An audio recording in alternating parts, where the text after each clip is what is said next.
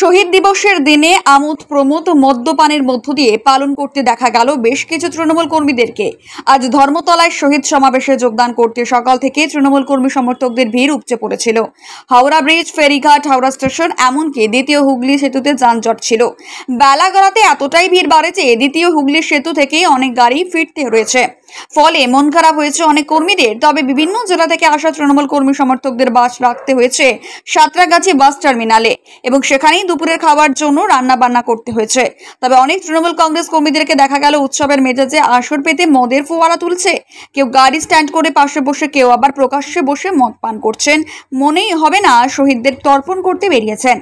আমাদের ক্যামেরায় দেখে কেউ মুখ লুকিয়ে সরে গেছেন, এতটাই মদের নেশায় বুঁদ হয়ে আছে ক্যামেরার সামনে কথা বলতে পারছেন না। এমনই দৃশ্য দেখা গেল সাঁতরাগাছি বাস টার্মিনালে।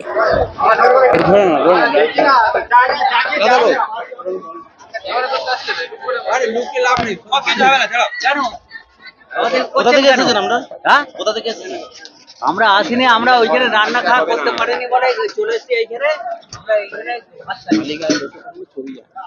এটা কি হচ্ছে? তো মদ এগুলো কি হচ্ছে? এগুলো করে না কোনটা? এটা কি হচ্ছে? এগুলো কেন করছে? এগুলো ভিডিও করছে না? কাটো এগুলো ভিডিও করা, তোমরা এগুলো ইনি করছে, ভিডিও করছে তোমরা। ওরা তো দিন করছে, আমরা ভিডিও করছি না। এগুলো করবে না। বালিপুর পঞ্চায়েত। বালিপুরটা কোথায়, কোন জায়গায়? খানাকুল এক ব্লক। খানাকুল ব্লক। এক নম্বর খানাকুল ব্লক। হ্যাঁ। ধর্মতলা কোন তো? না, ব্যাগে আসছি। ব্যাগে আসছি, যেতে পারছি না। হ্যাঁ, গাড়ি এগোই না। সেই জন্য খাওয়া দাওয়ার জন্য এখানে বসতে হয়। হ্যাঁ, রান্না হচ্ছে, খাওয়া হবে।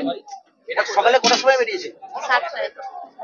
রাস্তায় জ্যাম তো বেরিয়েছে, জ্যামের জন্য গাড়ি একদম কি রাস্তা জ্যামের জন্য এখানে হ্যাঁ। উঠে পড়ছি। কটার সময় বাড়ি থেকে বেরিয়েছিলেন?